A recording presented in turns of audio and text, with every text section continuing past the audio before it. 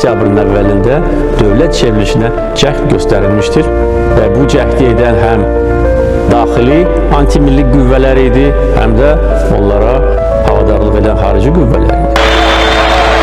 O cəhdin baş tutmaması Heydər Əliyev amili ilə bağlıdır, bir də ki, xalqın ona olan sevgisi ilə bağlıdır. Onun bir çağırışı ilə 10 minlərlə insan prezident administrasiyasının qabağına toplatmışdır və beləliklə Azərbaycan dövlətçiliyi xilas edildi.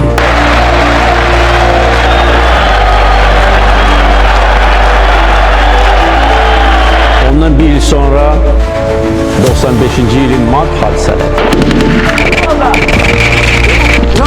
Yenə ikinci dövlət çevrilişinə cəhd, o da uğursuz idi. Yenə də ona görə ki, xalq Heydər Əliyevdən başqa siyasi lider görmürdü.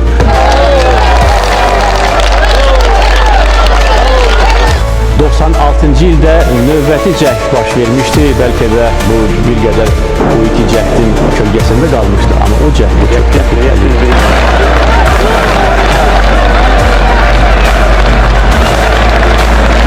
97-ci ildə demək olar ki, tamamilə bax bu təhlükələr aradan qaldırıldı.